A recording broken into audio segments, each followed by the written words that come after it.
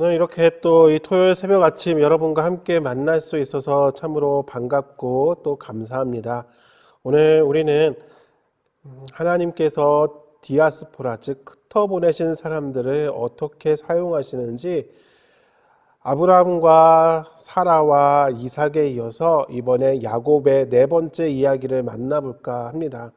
창세기에서 하나님은 사람들을 흩어보내십니다. 그렇게 흩어진 사람들 가운데 하나님은 아브라함을 택하셔서 아브라함 역시 원래 살고 있었던 갈대아 우르를 벗어나 이곳 가나안 땅으로 이동하게 하십니다. 그리고 그곳에서 사라를 통하여서 약속의 아들 이삭을 얻게 하시고 이삭은 리브가와 함께 쌍둥이 아들 에서와 야곱을 얻게 됩니다. 그런 가운데 이 에서와 야곱 사이에는 보이지 않는 경쟁이, 적어도 에서는 모르겠고 야곱은 경쟁 의식을 가졌던 것 같습니다. 그래서 야곱은 어떻게 하면은 자신의 이 뒤처진 인생, 형 에서가 아닌 동생 야곱이라고 하는 이 뒤처진 인생 어떻게 하면은 역전할 수 있을까 고민했던 것 같아요. 그래서 야곱은 틈나면 형 에서가 배고플 때 팥죽으로 장자권을 사기도 하죠. 그리고 마침내 이삭이 자신의 사랑하는 아들 에서를 축복하기 위한 특별한 계획을 갖고 있음을 이 이삭의 아내 리브가, 즉 야곱의 어머니 리브가가 그 사실을 알게 되고 리브가는 또 야곱을 사랑하는, 한마디로 이 가정은 부모의 편애 때문에 형제 관계가 원만하기 참 어려운 가정이었습니다. 리브가는 자신의 사랑하는 야곱이 그 아브라함의 축복을 받기를 원했기 때문에 야곱을 부추겨서 결국에는 눈이 잘 보이지 않는 이삭을 속여서 에서가 받았어야 될 축복을 가로채게 하는데 성공합니다. 문제는 에서가 이 사실을 알고 야곱을 가만두지 않을 거라는 사실이었죠. 그런 가운데 오늘 우리는 야곱이 아내를 구하기 위해서 밧단 아람으로 떠나는 것을 만나게 됩니다. 우리가 너무나도 잘 알고 있는 이야기죠. 야곱이 가다가 루스라는 곳에서 이제 들판에서 잠이 들게 되고 그리고 꿈속에서 사닥다리를 오르락 내리락하는 천사들을 보게 되고 그리고 하나님의 음성을 듣게 되는 이야기. 그게 바로 오늘 창세기 28장에 나와 있는 본문의 내용입니다. 너무나도 잘 알고 있는 익숙한 이야기죠. 하지만 저는 오늘 이 본문 속에서 뭔가 좀 석연치 않은 구석들을 좀 찾아내게 되었고 그것들을 여러분과 좀 나누고자 합니다. 먼저 오늘 본문에서 우리가 좀 석연치 않게 만나야 되는 것은 야곱이 홀로 가고 있다라는 것입니다. 야곱이 혼자 가는 게 뭐가 대수냐라고 생각할 수 있겠지만 야곱의 아버지 즉 이삭이 결혼하기 위해서 야곱의 할아버지죠 아브라함이 어떻게 며느리를 구하였는지를 우리는 살펴볼 필요가 있습니다. 아브라함이 자신의 종에게 며느리가 될 여인을 구해오라고 밧단 아람으로 보내죠. 그때 이 종이 어떻게 갑니까? 혼자 가지 않고 여러 예물을 챙겨 갖고 갑니다. 왜냐하면 당시의 문화는 아내를 얻기 위해서는 그 신부의 집안에 적절한 금액으로 보상해야 됐기 때문입니다. 일종의 결혼 지참금이라고 할까요?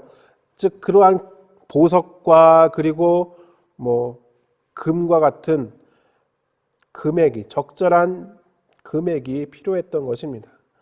그런데 오늘 본문에 보시면 야곱은 어떻습니까? 이후에 벌어지는 이야기 속에서도 우리는 야곱이 뭔가를 챙겨가지 않고 있음을 보게 됩니다. 분명히 28장 시작에 보면은 이삭이 야곱을 축복하면서 너에게 아브라함의 복이 임하길 원한다라고 말하면서 공식적으로 보냅니다. 그러니까 야밤도주가 아니라 공식적으로 이삭이 야곱에게 결혼을 위해서 아내를 구하기 위해서 보내는 장면이 등장하는데 어찌된 셈인지 야곱은 빈털터리의 모습으로 가게 됩니다. 그래서 나중에 등장하는 라헬을 얻기 위해서 야곱은 무려 7년 동안 일해야 됐습니다. 왜? 라헬을 데리고 올 수 있는 지참금이 준비되어 있지 않았기 때문입니다. 그래서 우리가 여기서 드는 궁금한 점은 바로 이것이죠. 왜 이삭은 야곱을 보낼 때 아무것도 안 챙겨 보냈지? 왜 아무것도 안 챙겨 보냈지라고 생각하냐면은 야곱이 무엇을 하느냐? 노숙을 합니다. 그가 가지고 있는 게 많으면은 절대 노숙을 할 수가 없죠. 왜? 그걸 빼앗아 갈 사람들이 있으니까요. 그럼에도 불구하고 야곱은 그냥 아무것도 없는지 그냥 노숙을 합니다.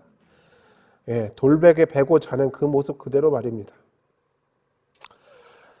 두 번째 석연찮은 점은 무엇이냐면은 야곱이 잠들어 있을 때 누구를 만납니까? 종국에는 하나님을 만나야 됩니다. 그렇죠. 하나님을 만난다는 것. 우리는 여기를 주목해 볼 필요가 있습니다. 하나님께서 야곱을 찾아오셨습니다. 왜 찾아오셨을까요? 여러분들은 하나님께서 야곱을 왜 찾아오셨을 거라고 생각하십니까? 하나님이, 우리가 믿고 고백하는 하나님이 공평과 정의의 하나님이시라면, 그리고 누군가에게 휘둘리는 하나님이 아닌 스스로 계시는 하나님이시라면 이런 기대감을 가지는 것이 정상 아닐까요? 하나님께서 이삭을 속여서 에서가 받아야 될 축복을 가로챈 야곱을 혼내러, 잡으러, 야단치러 오신 것이 아닐까라는 기대를 가질 수도 있지 않을까요? 물론 우리는 이 이야기의 스토리를 다 알고 있기 때문에 당연히 하나님께서 야곱에게 복 주시러 오신 분이라고 생각할 수도 있겠지만 에서 입장에서는 속은 거잖아요. 아버지가 속아서 에서인 줄 알고 복을 빌어줬단 말이죠. 그러니 하나님이 공평과 정의의 하나님이라면 에서를 위해서라도 이것을 바로잡아 주시기를 기대할 수 있지 않을까요? 자, 하나님께서 야곱에게 나타나셨습니다. 그런데 야곱의 하는 말을 잘 들어보십시오. 16절에 보면은 이렇게 기록되어 있습니다. 야곱이 잠이 깨어 이르되 여호와께서 과연 여기 계시거늘 내가 알지 못하였도다. 이에 두려워하여 이르되 두렵도다. 이곳이여 이것은 다름 아닌 하나님의 집이요 이는 하늘의 문이로다. 야곱의 반응을 보면은 그는 여기서 하나님께 기도하다가 잠든 건 아닌 것 같아요. 또한 그 이전에 하나님께 하나님 제가 아버지를 속여서 축복을 가로챈 거 용서해 주세요. 제가 얼마나 급했으면 제가 얼마나 그 복에 대한 갈망이 있었으면 오죽하면 그랬겠습니까? 뭐 이렇게 하나님을 설득한다든지 이러한 내용도 보여지지 않습니다. 오히려 야곱은 매우 당황해하고 있습니다. 두려워하여 이르되라고요. 그러니까 그 이전에 하나님과 어떤 인격적인 만남이 없었다라고 볼 수 있는 것이죠. 그런데 하나님께서 그에게 나타나셔서 하시는 말씀을 주목해 볼 필요가 있습니다. 하나님이 뭐라고 말씀하시느냐? 13절에 보니까 또 본즉 여호와께서 그 위에 서서 이르시되 나는 여호와니 너의 조부 아브라함의 하나님이요 이삭의 하나님이라. 네가 누워 있는 땅을 내가 너와 네 자손에게 주리니. 하나님께서 나타나셔서 하나님께서 야곱에게 너 왜 속였냐? 야, 내가 그런 속임수로 가로챈 복을 이루어 줄 분으로 보이냐? 라고 하면서 하나님이 혼내실 수도 있을 텐데 하나님은 그런 말씀 안 하십니다. 더더군다나 오늘 본문 말씀을 주목해서 보면 하나님께서 이삭이 어쨌든 복을 주었으니까, 어쨌든 축복기도 해줬으니까 하나님이 그래 속아서 된 것일지라도 어쨌든 내 이름을 걸고 기도한 것이니까 내가 승에는 안 차지만 어쩔 수 없이 내가 너에게 복을 주겠다, 이런 것도 아닙니다. 하나님은 분명히 자신을 이렇게 소개하십니다. 나는 여호와니 너의 조부 아브라함의 하나님이요 이삭의 하나님이라. 하나님께서 이렇게 자신을 소개하시는 이유가 무엇입니까? 야곱이 자기를 이렇게 숨겨서 에서인 양 연기하여서 가로챈 복에 대해서 그것 때문에 내가 너를 복준다 그런 거 아니라는 것이죠. 이삭이 하는 말에 휘둘리는 하나님이 아니다라는 것입니다. 하나님이 여기서 아브라함의 하나님, 이삭의 하나님이라고 언급하신 이유는 무엇입니까? 아브라함에게 주신 복, 이삭에게 주신 복을 야곱에게도 주겠다라고 약속하기 위해서이십니다. 예. 사기로 강탈한 복에 대해서 하나님이 야 그것 때문에 내가 어쩔 수 없이 끌려가는다 그런 것이 아니라 하나님은 이미 야곱을 택하셨고 하나님은 야곱에게 복 주시기로 작정하셨던 것입니다. 그래서 우리는 이삭이 야곱에게 축복하면서 바단 아람으로 보낼 때 그 내용을 살펴볼 필요가 있습니다.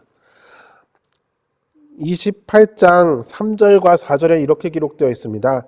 전능하신 하나님이 내게 복을 주시어 내가 생육하고 번성하게 하여 내가 여러 족속을 이루게 하시고 아브라함에게 허락하신 복을 내게 주시되 너와 함께 내 자손에게도 주사 하나님이 아브라함에게 주신 땅 곧 내가 거류하는 땅에 내가 차지하게 하시기를 원하노라. 전능하신 하나님이라고 얘기합니다. 이 표현은 하나님이 99세의 아브라함에게 말씀하실 때 자기를 소개하시면서 나는 전능한 하나님이다. 내년에 사라에게 아들이 있을 것이다 라고 말씀하실 때 자기를 소개하신 표현입니다.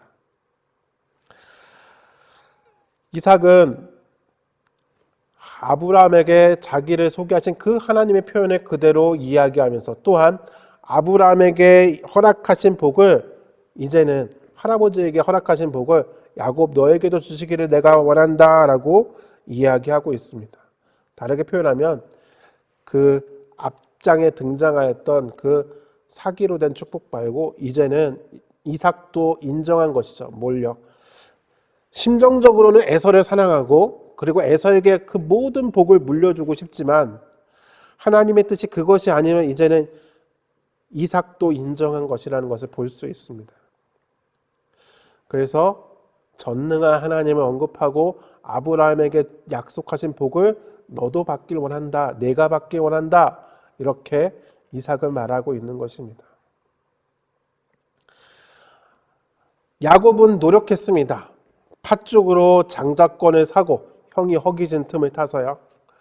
그 다음에 자신을 꾸며서 에서인 양 속여서 복을 가로채려고 했습니다. 아버지 눈이 잘 안 보인다는 사실을 이용해서요.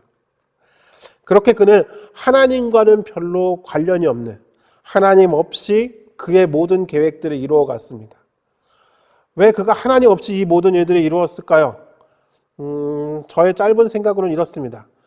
그가 쌍둥이 형이 아닌 동생이 된 이유는 하나님 때문이다라는 생각을 갖고 있었기 때문이 아닐까요? 그의 운명을 바꿀 수도 있었는데 말이죠. 그럼 그가 이런 고생 안 해도 되는데 말이죠. 그래서 어쩌면 그는 하나님을 이겨먹으려고 또는 그의 운명을 바꾸려고 그는 부단히 노력했던 사람입니다. 그런데 그가 그렇게 노력한 것이 한순간에 무의미하게 되었습니다. 하나님이 출동하셨으니까요. 이제 하나님이 그거 다 무효라고 하면 그가 열심히 노력하면서 얻어냈던 장자권이고 에서의 축복이고 다 얻을 수 없는 것입니다. 그런데 하나님은 그 이야기를 언급하지 않으십니다.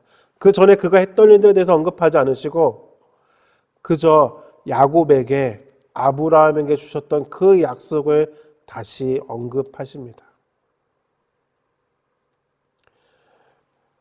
야곱의 계획과 그리고 야곱의 행동에 그리고 사기와 속임수로 점철된 그의 모든 계획에 대해서 거기에 휘둘리신 하나님이 아닌 여호와 전능하신 하나님으로서 나타나셔서 그에게 약속하십니다.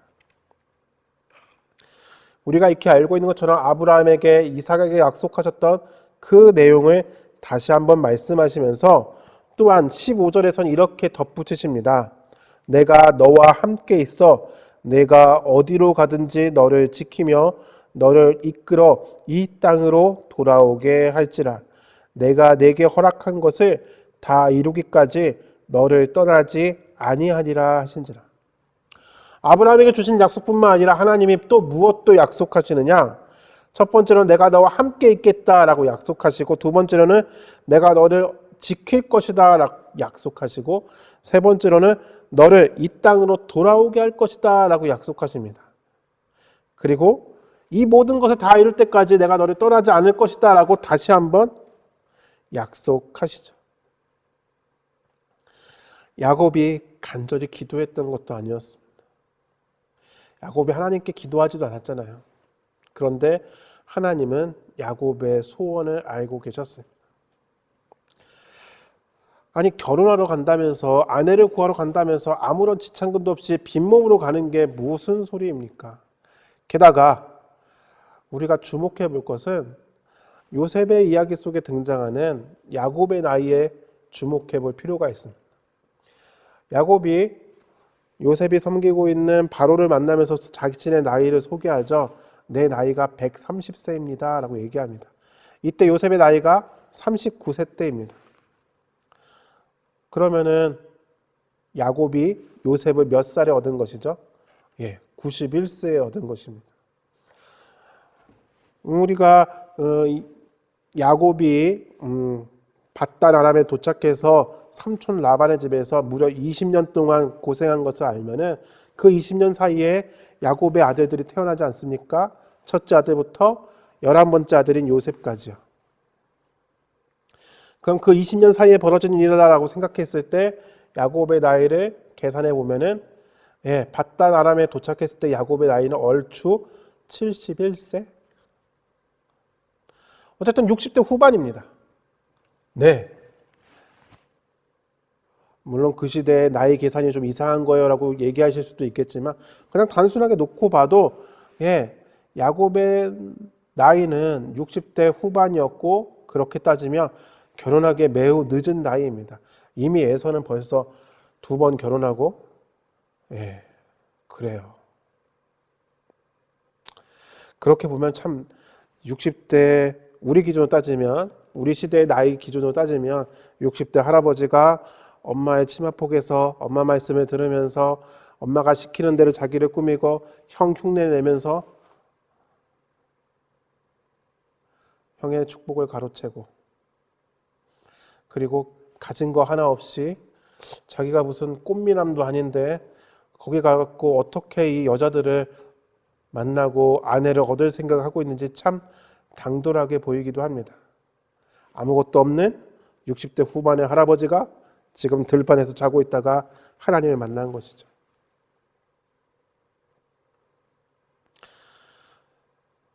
그런데 하나님은 그가 빈털터리이든 그가 60대 후반의 할아버지든 그가 어떻게 아내를 만날 것이든 그걸 중요시 생각하지 않으십니다. 하나님은 그에게 약속하십니다. 그 약속을 이룰 때까지 떠나지 않겠다라고 약속하십니다. 그랬을 때 야곱의 반응입니다. 두려워합니다. 내가 여기 하나님이 계신 줄을 알지 못했다라고 얘기합니다. 그러고 나서 그곳에 자신이 베고 잤던 그 돌 기둥을 세워서 기름을 붓고 베델이라고 이름을 짓습니다. 그리고 시키지도 않았는데 하나님께 이렇게 약속합니다.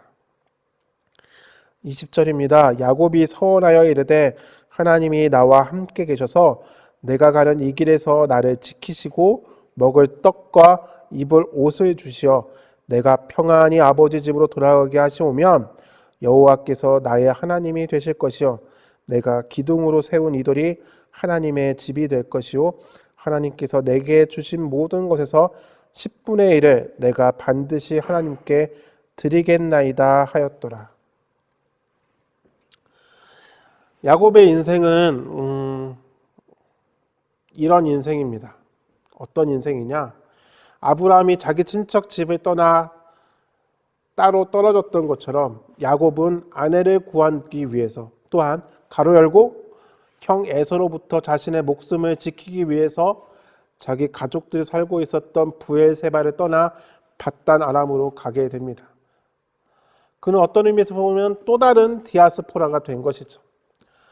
또다시 떠나는 그 여정 속에서 이전의 삶과는 다른 결심을 하게 됩니다. 이전의 삶에서는 남의 약점을 이용해서 자신의 이득을 취하려고 했던 야곱이었다면 이제는 어떻게 달라집니까? 하나님이 나와 함께 계실 것을 요청합니다. 아니, 하나님께 매달립니다.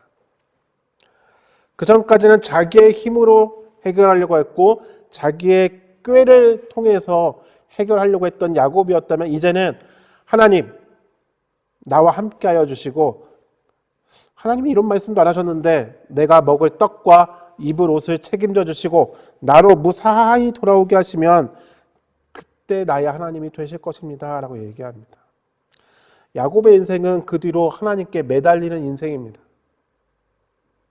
그 매달림의 극치가 어디이냐? 바로 야복강에서입니다. 전혀 모르는 사람과 씨름을 하면서 그는 나에게 복을 해달라, 축복해달라라고 요구합니다.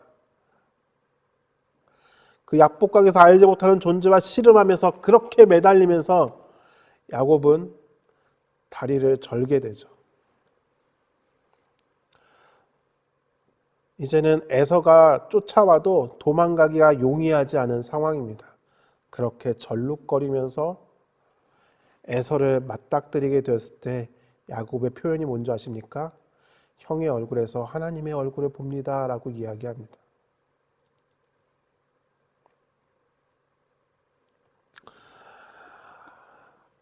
하나님께서 하나님의 사람들에게 요청하시는 것이 바로 이것입니다. 하나님만 바라보고 하나님에게만 매달리기를 원합니다.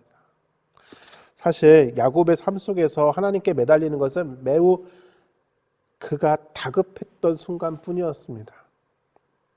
이렇게 빈털터리에 외톨이에 아무런 보호 없이 홀로 바다 나람까지 걸어가야 되는 그 상황이 위급했던 것이고, 삼촌을 떠나서 다시 고향 땅으로 돌아오는 길에 자기를 만나러 오는 형 에서의 무리가 있던 이야기를 듣고 그는 하나님께 매달립니다.